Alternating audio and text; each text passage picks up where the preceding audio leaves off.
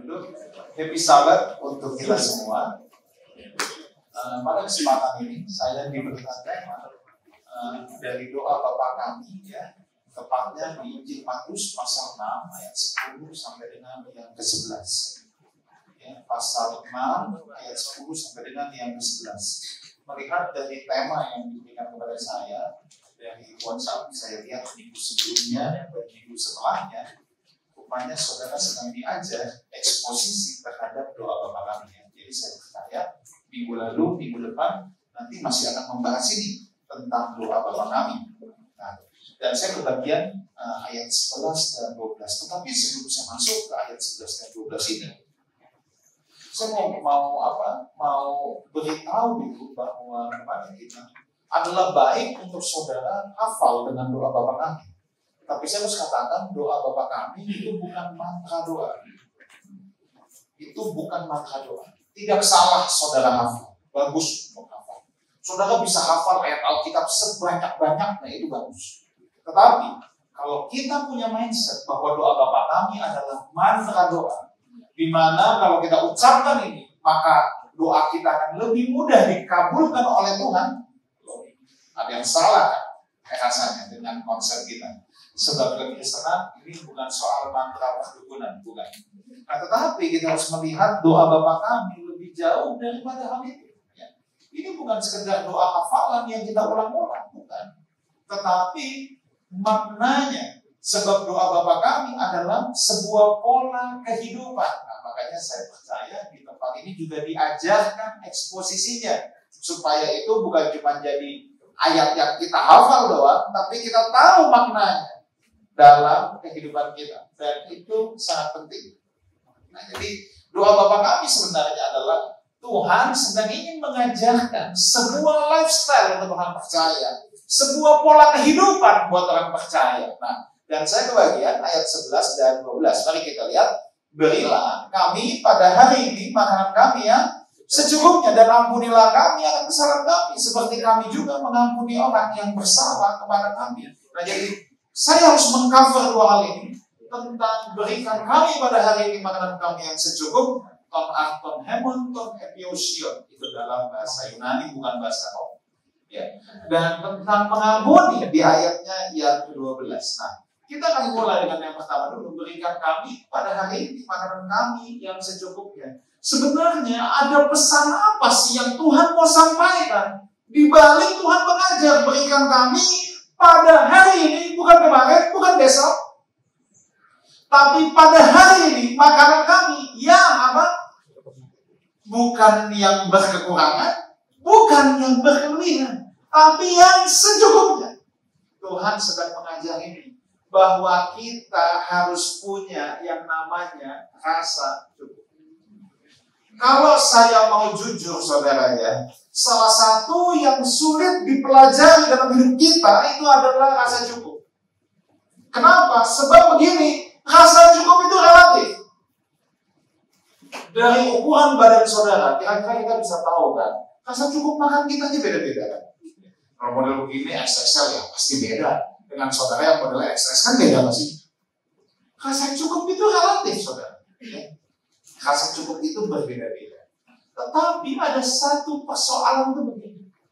Ya. Semakin seseorang memiliki banyak, biasanya rasa cukupnya itu juga akan berkembang. Biasanya begitu. Belum lagi ya, kita harus waspada. Kata Alkitab bilang, hati ini licin. Kita harus menjaga hati kita. Sebab dari sana terpancar kehidupan. Saya ambil contoh berkenaan dengan rasa cukup ini. Yang saya katakan akan terus berkembang. Dan ini relatif. Kalau orang belum dapat kerja, lagi cari kerja, dia hanya pikir, asal gue dapat kerjaan, gaji UMR. Apa dapat gaji UMR, gue udah haleluya, puji Tuhan. Dapat kerja, haleluya, aku dapat kerja. Begitu gajian 1 bulan. Nah, ini nih hukum apa namanya? Hukum kepuasan. Saya tiba-tiba lupa. Hukum Goshen. Jadi kalau apa orang haus, orang lagi haus nih, minum di tegukan pertama, Wah, itu rasanya nikmat banget. Tegukan kedua masih nikmat, nggak senikmat yang pertama. Udah tegukan kelima, udah nggak ada lagi rasa puas. Ya kan? Tapi kalau pas haus, wah nikmat banget. Waktu dapat gaji pertama, yang bimbing, yes. Bulan kedua, yes. Bulan ketiga, yes-nya agak kecil. Bulan keempat, kita malah mikir, UMR-nya enak. Apalagi kalau 2 kalinya UMR. UMR saya berapa? 5 juta? Saya nggak tahu. Taruhlah 4 juta ya, misalnya. Lalu, 4 juta aja enak. Apalagi saya punya gaji double digit nih. Kerja. Dapat gaji 10 juta. Wah, makin happy. Udah makin happy. Apakah manusia akan puas? Enggak akan. Tidak akan. Hati ini akan menuntut lagi. 10 juta aja enak. Apalagi 20. Ya. Dan terus. 20, 30, 40. Kalau triple digit, pasti lebih nampol lagi. Lebih hasil lagi. Demikian bahwa kita memang harus namanya belajar yang memiliki punya yang namanya hasil. Dulu bisa jalan-jalan ke Bandung udah haleluya. Lama-lama Jawa Singapura. Lama-lama orang rendang lah kita kalau cuma di Asia Tenggara. Jangan itu. Ya. Lama-lama Singapura itu cuma untuk weekendnya doang. Ya. Di sini kita bisa melihat bahwa begitulah jiwa manusia yang sebenarnya sulit yang punya untuk memiliki namanya rasa cukup, dan kita harus melatih akan hal ini. Ini mengatakan ini bukannya saya berkata saudara tidak boleh bekerja lebih gila untuk dapat income yang lebih banyak, bukan itu poinnya. Tapi poinnya adalah bagaimana kita mengatur hati kita memanage hati kita mengelola hati supaya ini berapapun yang Tuhan percayakan dalam hidup kita tetap punya kerendahan hati yang sama, punya rasa cukup yang sama. Orang yang bisa mengelola hatinya dengan rasa cukup ini, dia juga tidak akan mengingini milik sesamanya. Kadang-kadang orang zaman sekarang luar biasa ajaib menurut saya. Saya nggak tahu Alkitabnya datang dari mana. Dia lewat mobil orang, dia pengen mobil itu main tumpang tangan, pakai minyak lagi. Lalu yang punya ini kenapa mobil minyak? Kalau ini namanya doa dengan iman. Jadi mobil orang juga ditumpang tangan dalam nama Yesus. Saya bingung itu Alkitab dari mana? Di Alkitab saya adanya jangan mengingini milik sesama. Itu Alkitab saya. Saya nggak tahu kalau ada Alkitab versi lain. Mungkin aja ada. Tapi saya nggak tahu itu pengajaran dari mana. Tapi sehingga gini, sebenarnya problemnya adalah kita seringkali tidak punya rasa cukup. Ketika Tuhan percayakan sama kita untuk naik motor, cukuplah dengan motor itu. Tanpa perlu mengingini mobil orang lain. Kalau udah waktunya, Tuhan kasih ganti jadi mobil, cukuplah dengan mobil itu. Orang yang nggak punya rasa cukup selalu menuruti hatinya untuk naik terus. Hatinya yang nggak pernah dipuaskan. Itu juga punya bahaya yang kedua. Bukan hanya mengingini milik orang lain, tapi juga punya bahaya yang kedua adalah tanpa dia sadar sehingga orang itu menggantungkan nilai dirinya pada apa yang dia pakai, apa yang dia pakai. Di tempat ini nggak ada, saya bisa melihat mukanya. Muka malaikat. Saya ambil contoh. Sebenarnya nggak ada masalah untuk saudara senang dengan merek tertentu. Nggak ada masalah, sama sekali nggak ada masalah. Tapi sebenarnya yang kita harus pertanyakan adalah hati kita. Kalau kita misalnya kita sudah kerja, kita capek kerja, kita nabung, akhirnya wah aku beli tas kesukaan aku, terserah ya, mau ada tulisan HC atau apa gitu ya, LV semua. Ya ini kan juga kita bisa menuntut naik terus. Dulu misalnya pakai merek Coach sudah cukup. Nanti Coach kurang bagus, nanti di Valencia. Valencia kayaknya nggak kurang. Dior aja. Terus Dior naik lagi, Chanel. Habis Chanel, kurang. Musik Hermes, misalnya. Sebenarnya tidak ada yang salah dengan beli masih. Kalau itu memang jadi bagian. Tapi ketika kita tidak punya rasa cukup dan kemudian itu menjadi nilai diri kita, itu yang masalah. Maksudnya apa? Menjadi nilai diri. Sampai bisa merasa nih, kalau aku nggak pakai merek ini, aku kurang berharga. Aku lebih pede kalau aku pakai merek ini. Itu jadi masalah. Ini bukannya soal beli apa jadi masalah. Tapi ketika nilai diri kita digantungkan pada hal itu menjadi masalah. Dan saudara jangan senang kalau orang menghormati kita lebih karena apa yang kita pakai. Sebenarnya bukan kita yang dihormati, barangnya yang dihormati. Loh iya, sewaktu-waktu Anda tidak pakai, Anda udah kagak dapat tempat lain sudah. Iya kan? Memang kita hidup di sistem dunia ini yang bikinnya seperti itu memang. Kalau kita ke hotel mewah atau kita ke mall yang elit, kalau saudara mau ke sport boleh pakai dulu. Oh iya kan? Coba kalau naik hijab tahun 90, nggak boleh pasti. Dan kemudian kalau misalnya kita menggantungkan nilai diri kita di situ, ada orang kalau turun dari mobil mewah, dia turun aja bang. Dia bensin dulu bentar, dia tuh mau kasih lihat semua orang. Ini mobil gue. Tapi kalau dia naik mobil tahun 90, Pak, turun 1 kilo. Dia jalan.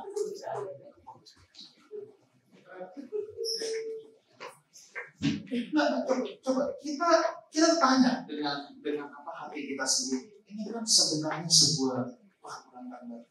Saudara bolehlah suka dengan apa? Coba ya, misal saudara senang dengan mereka yang beliban, ada hak. Saya cuma mau tanya, kalau kualitasnya sama, huruf H-nya aja diganti jadi P, Anda masih suka nggak?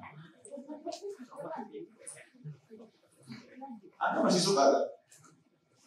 Ini semua pertanyaan batin, di mana kita harus terbiasa.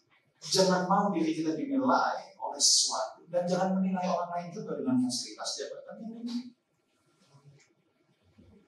Nah, coba kita buka dulu sebentar 1 Timotius 6 ayat 3 sampai 10. Rasa cukup ini sebenarnya Tuhan sudah didik bukan hanya dalam doa Bapa kami, tapi sejak bangsa Israel, ya, waktu mereka berkekurangan pada burung, Tuhan kasih buffet, all you can eat pertama yang ada di dunia ini, ya kan? Yaitu mana? Memang dulu nggak ada banyak variannya cuma mana. Mana itu kan cuma punya satu aturan, ambil secukupnya, ya kan? Nggak boleh disimpan buat besok. Yang makan 1 cukup, ambil 1. 10 baru kenyang, ambillah 10. Nggak ada masalah, tapi nggak boleh buat besok. Nah, Tuhan itu sedang melatih umatnya supaya punya rasa cukup dan selain tidak serakah, dan mereka dilatih untuk mempercayai Tuhan bahwa besok mana pasti ada. Orang yang tidak mempercayai Tuhan, dia akan ambil sebanyak-banyaknya. Kalau besok nggak ada lagi gimana? Makanya Tuhan dalam doa Bapa kami juga mengajar, berikan kami pada hari ini makanan kami yang secukupnya hari ini. Dan kita diajar untuk percaya bahwa besok kita tidak akan kelaparan. Pasti akan ada makanan lagi. 1 Timotius 6 3 sampai 10. Jika seorang mengajarkan ajaran lain dan tidak menurut perkataan sehat, yakni perkataan Tuhan kita Yesus Kristus, dan tidak menurut ajaran yang sesuai dengan ibadah kita, ia adalah seorang yang berlagak tahu padahal tidak tahu apa-apa. Penyakitnya ialah mencari-cari soal, bersilat kata, menyebabkan dengki, cedera, fitnah, curiga, percekcokan antara orang-orang yang tidak lagi berpikiran sehat dan yang kehilangan kebenaran. Nah ini, perhatikan ini. Yang mengira ibadah itu adalah suatu sumber keuntungan. Dalam bahasa Indonesia sehari-hari, menjadi kaya dari agama. Dalam terjemahan modern, alat mencari keuntungan. Orang yang nggak punya rasa cukup, dia beribadah pun untuk mencari keuntungan. Ini yang membedakan kekristenan dengan Gunung Kawi. Oke. Orang ke Gunung Kawi itu semua kan cuma mau cari Tuhan. Saudara harus tahu kenapa saudara hadir di tempat ini. Saudara hadir di tempat ini bukan untuk mencari keuntungan. Bukannya Tuhan tidak bisa kasih kita keuntungan, tapi terlalu murahan kalau orang mencari Tuhan itu untuk materi. Asli itu tuh terlalu murahan. Sebab kekristenan itu punya tujuan sebenarnya karakter kita yang diubah untuk menjadi serupa dengan Kristus. Ayat yang dulu saya juga udah pernah buka di sini, Ulangan 8 ayat 18 tapi buka di rumah ini. Yang Tuhan berikan adalah kekuatan untuk memperoleh kekayaan. Percayalah, Tuhan itu senang dengan proses, bukan hasil. Hasil itu bisa relatif, tapi Tuhan sangat menghargai proses. Seperti bangsa Israel, saya percaya Tuhan itu tidak kalah sakti dengan Doraemon. Yang punya pintu kemana saja, dia bisa bawa langsung ke Mesir. Tapi buat Tuhan juga, harus diproses. Sekalipun harus 40 tahun di Mesir, Tuhan jabanin. Sebab itu yang penting buat Tuhan. Kalau cuma kasih tanda kanan itu gampang banget. Asli gampang banget. Tapi yang jadi persoalan, yang jadi tanggung jawab bangsa Israel sendiri adalah itu mengeluarkan Mesir kan dari hati orang Israel. Mengeluarkan Israel dari Mesir itu gampang. Pakai tulah, pakai mujizat, laut dibelah, gampang. Tapi mengeluarkan Mesir dari hati orang Israel itu butuh proses 40 tahun. Dan akhirnya yang gak keluar pun tewas di padang gurun. Ayat yang ke-6. Memang ibadah kalau disertai rasa cukup memberi keuntungan besar. Tadi dikatakan ada orang yang ibadah untuk cari keuntungan. Rupanya Alkitab bilang keuntungan itu mau saya cari. Kalau kita bisa ibadah dengan rasa cukup, keuntungan besar otomatis. Nah, rasa cukup di sini digunakan kata autarkia, yang artinya sufficiency of the necessities of life. Jadi contentment, bisa puas dengan Tuhan, bisa puas itu. Kalau orang yang serakah, ya, ibadahnya pun tidak ada artinya, karena ibadah harus disertai dengan rasa cukup. Makanya saya juga pernah bilang rasanya di tempat kita harus tahu kemana kita mengarahkan rasa cukup ini. Orang yang lapar dan haus akan Tuhan, dirinya merasa tidak cukup dengan Tuhan, dengan pengenalan akan Tuhan, selalu mau kenal Tuhan lebih lagi. Dia akan merasa cukup dengan apapun yang Tuhan titipkan dalam hidupnya. Tapi kalau orang yang selalu merasa cukup dengan Tuhan, Tuhan, gue udah tahu, pendeta mau khotbah, gue udah tahu lu mau khotbah apa cepetan deh, gitu kan. Nah, orang yang model gini tidak akan pernah puas dengan apapun yang Tuhan berikan. Selalu hanya mau lebih, bahkan mengingini milik sesuatu. Rasa cukup kita itu harus tepat diarahkan. Arahkan rasa cukup kita pada apa yang Tuhan titipkan, bukan pada pengenalan akan Dia. Terhadap pengenalan akan Dia, kita harus lapar dan haus terus. Tetapi dengan apa yang Tuhan titipkan, kita harus merasa cukup. Jangan dibalik-balik. Jangan pengenalan akan Tuhan kita merasa cukup. Terhadap titipan Tuhan kita selalu lapar dan haus. Nah, ini kan terbalik. Nah, Paulus bilang di sini, ibadah kalau disertai rasa cukup memberi keuntungan besar. Nah, Paulus kasih tahu, sebab kita tidak membawa sesuatu apa ke dalam dunia, kita pun tidak dapat membawa apa-apa. Sebagai pendeta yang sudah menutup banyak peti, saudara, saya udah menutup peti banyak. Percaya, saya belum lihat sih ada jago koreksi yang ikut nyangkut dalam peti.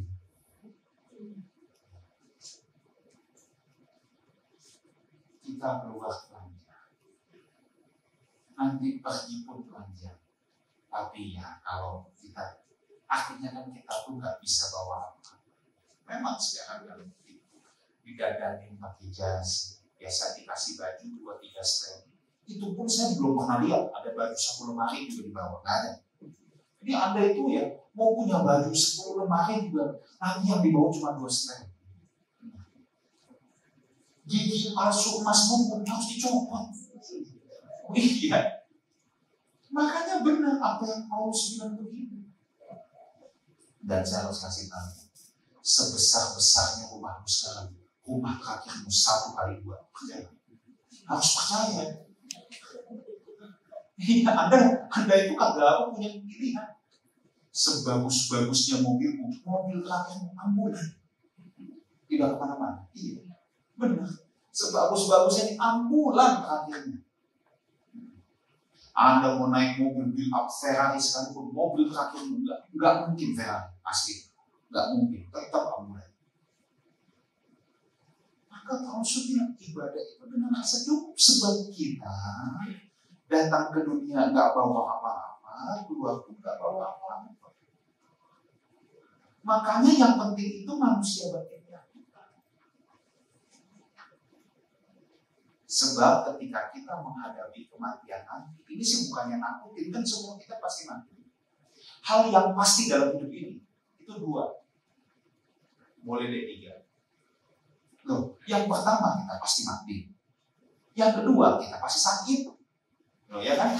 Nggak ada orang yang nggak ada penyakit. Nanti akhirnya, saya sehat. Ya nanti, tunggu aja. 10 tahun lagi. Masih belum? 20 tahun lagi. Tunggu, yuk pasti sakit. Dan yang ketiga, mau tahu? Masalah. Nah itu pasti. Mau ditambah lagi daftarnya? Jangan. Makin gak enak benernya. Ini kan hal-hal yang pasti dalam hidup ini. Suatu saat kalau kita menghadapi kematian juga, saya harus kasih tahu. Ini bukan soal siapa yang nganter kita. Ada orang, mungkin waktu dia ke pemakaman, yang nganter itu kira-kira bisa 80 mobil, bisa. Tapi bukan itu persoalan. Bukan soal siapa Anda, tapi siapa yang jemput kita. Itu kan lebih. Jadi sekalipun kita mungkin tidak terpandang, nanti kita mati, yang nganter cuma Hansip dan Pak RT. Tidak masalah sih. Yang penting Tuhan Yesus yang jemput. Daripada saudara di atas 100 mobil, kumpul itu. Jadi kita harus tahu dalam hidup ini kan ini yang penting. Nah, Paulus bilang, kenapa kita harus punya rasa cukup? Ayat 6. Asal ada makanan dan pakaian, cukup. Kalau pakaian gampang ya. Terus kan saya kagak lihat saudara ada yang panjang. Nah sekarang makanan, saya mau tanya, siapa yang belum makan di hari? Ada? Oh enggak. Ada nggak? Ya udah, berarti semua saudara di sini harus punya rasa cukup. Karena asal ada makanan dan pakaian cukup. Nggak soal mau yang dimakan, ya kan?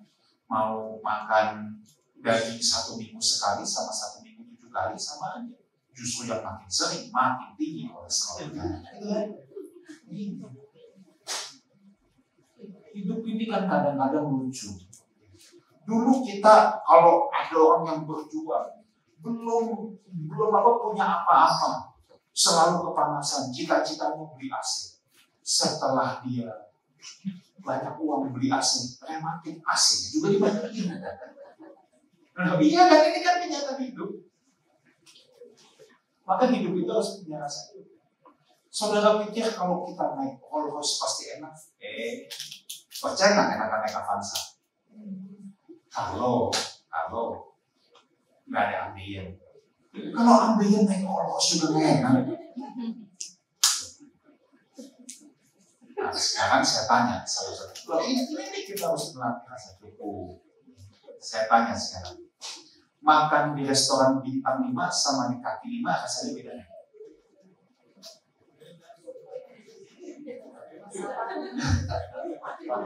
Saya tanya ini, sama atau beda? Cerdas, pasti beda. Tapi suasana hati harus sama. Kalau rasanya pasti beda. Nggak apa-apa itu. Tapi suasana hatimu pasti kan sama. Mau di bintang 5, mau di kaki 5. Sebab percaya, Anda kalau bisa mau panjang sekali pun, tapi nanti udah mulai sakit-sakitan. Aduh, ini dibawa sama cucu ke kondangan. Mau duduk, duduk, ambil.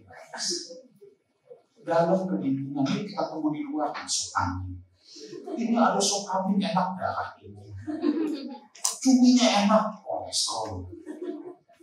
Ya udah, ini ada kepitingnya enak asli. Udah semua juga sama. Akhirnya apa? Bangkuang pada dimakan. Bangkuang labu, timun. Jadi maka benar apa kata Paulus. Asal ada makanan, pakaian, cukup. Mau soal apa yang dipakai, soal apa yang dimakan itu urusan belakang, urusan beda. Oke, ayat 9. Tetapi mereka yang ingin kaya, ya, terjatuh ke dalam pencobaan, ke dalam jahat, dan ke berbagai-bagai nafsu yang hampa dan yang mencelakakan, yang menenggelamkan manusia ke dalam keruntuhan dan kebinasaan. Nggak masalah jadi kaya, tapi kalau ingin kaya itu bahaya.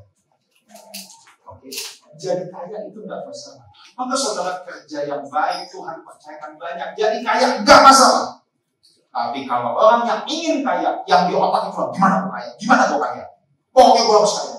Itu yang itu juga termasuk dari salah satu penyakit gambar diri. Kalau ada orang yang di otak itu gimana gue kaya? Gue harus kaya, gue harus kaya, gue harus kaya. Itu namanya kecanduan sukses. Penyakit gambar diri itu ada 4 kecanduan. Minimal 1 dari 4 kecanduan dia pasti. Kalau orang yang punya masalah dengan gambar diri, kecanduan sukses, kecanduan tujuan, kecanduan ikatan, dan kecanduan benar-benar. Ya, itu nanti pelajaran. Tapi itu salah satu dari penyakit gambar diri, kecanduan sukses. Ayat yang 10. Karena akar segala kejahatan adalah cinta uang. Uang itu bukan akar segala kejahatan.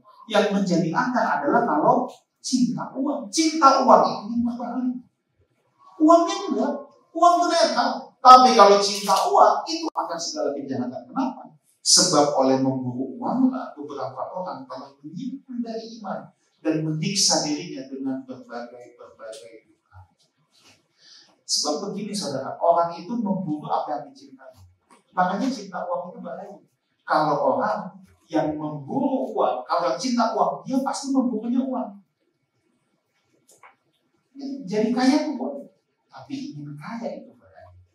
Harusnya cintanya kita arahkan sama Tuhan. Kalau di sini ada pemuda yang belum kawin, ada siapa aja yang belum? Untuk yang belum merit, untuk yang belum merit, arahkan cintamu dulu sama Tuhan. Sebab kalau Anda sudah arahkan cintamu kepada hal yang lain, nanti Tuhan pasti kalahkan. Itu udah pasti. Itu udah pasti.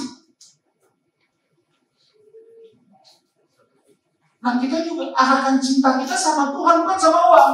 Kalau you arahkan cintamu sama uang, Tuhan pasti dikalahkan. Pasti. Makanya arahkan dulu cintamu sama Tuhan. Jangan coba-coba mencinta yang lain sebelum Anda jatuh cinta dulu dengan Tuhan. Sebab Alkitab bilang cinta lebih kuat dari maut. Orang kalau udah jatuh cinta, jadi bego. Oh iya, sebab cinta lebih kuat dari maut. Bilangin orang yang jatuh cinta, sorry, nyaris mustahil. Makanya yang bisa kita lakukan adalah arahkan dulu cintamu sebelum pikiranmu jadi buta. Kalau diarahkannya benar, nah itu benar. Nah, jadi arahkan cinta kita sama Tuhan, itu yang paling penting. Ya. Oke, nah makanya sebelum nanti saya akan review cepat tentang mengampuni, tapi saya mau kasih satu rumusan yang paling penting lagi. Orang itu kalau jatuh cinta sama Tuhan, kalau bersahabat dengan Tuhan sejak sekarang, dia pasti jadi sahabat Tuhan sampai di keabadian. Tapi orang kalau nggak bersahabat dengan Tuhan, dia nggak bisa jadi sahabatnya Tuhan sampai di keabadian. Bersahabatlah dengan Tuhan dengan mempergunakan mamon yang tidak jujur di Lukas 6 ayat 9. Jangan dibalik ayat ini. Jangan bersahabat dengan mamon dengan mempergunakan Tuhan. Tapi banyak orang Kristen pesugihan itu begitu. Kristen pesugihan. Nah ini Datang ke gereja cuma kayak pesugihan. Nah itu, bersahabatnya dia dengan Mammon, tapi dengan mempergunakan Tuhan. Nah itu bahaya. Nah, lalu kita masuk pada bagian kedua dengan cepat. Keyboard boleh maju. Nah, mana? Kita sudah mau selesai. Matius 18 ayat 21 sampai 22. Matius 18, ya, nah boleh main tipis-tipis, biar kayak kafe. 21-22. Kemudian datanglah Petrus dan berkata kepada Yesus, Tuhan, sampai berapa kali aku harus mengampuni saudaraku jika ia berbuat dosa terhadap aku? Sampai 7 kali? Petrus berkata, aku udah disakiti loh. 7 kali cukup nggak Tuhan? Yesus berkata, bukan, aku berkata kepadamu, bukan sampai 7 kali, melainkan sampai 70 kali 7 kali. Artinya apa? 70 kali 7 itu bukan benar-benar dihitungin, bukan. Ini artinya kita harus mengampuni terus menerus.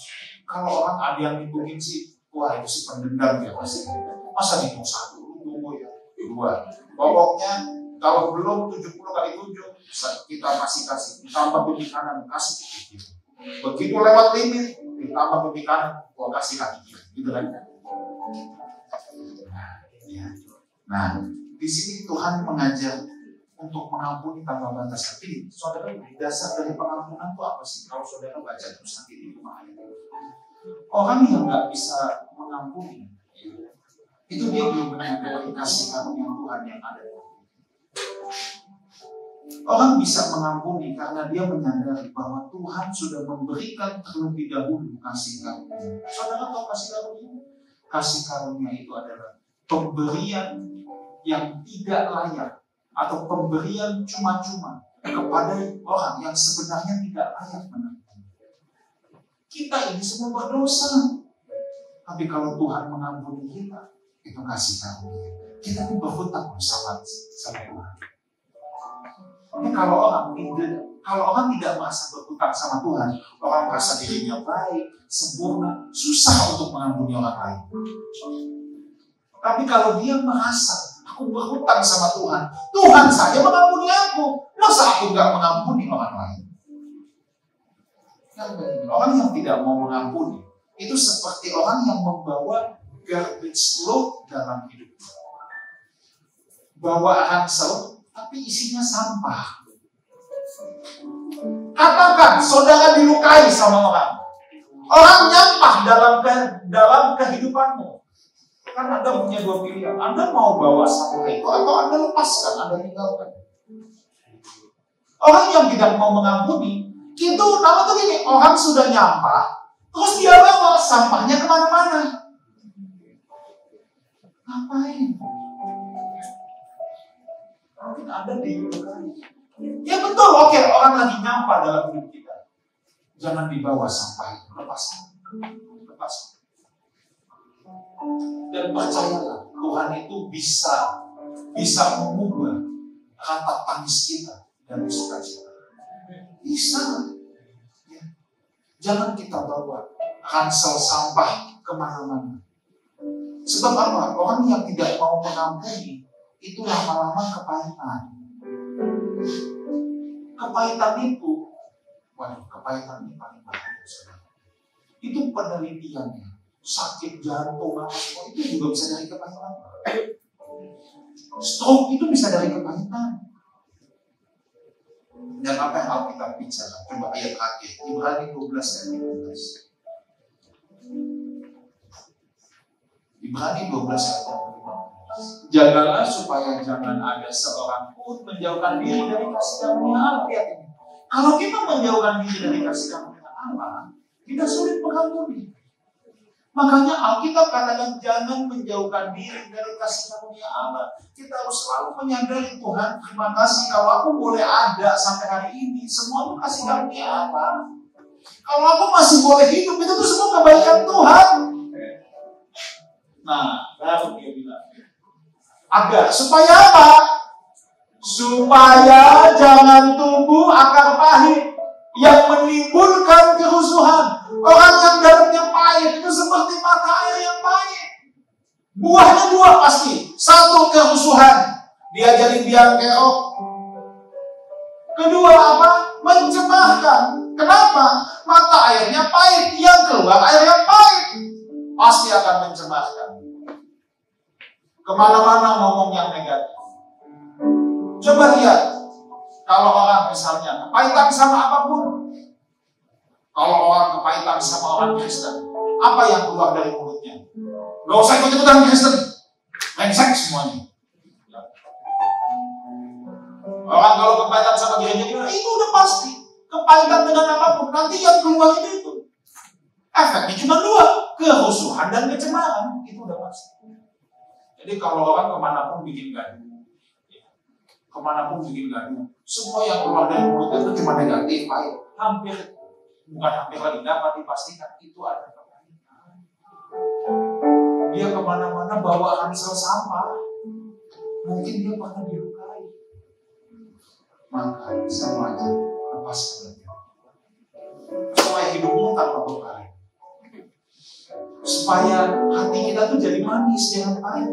Kalau hati kita manis, air yang keluar juga air yang manis, bukan air yang pahit.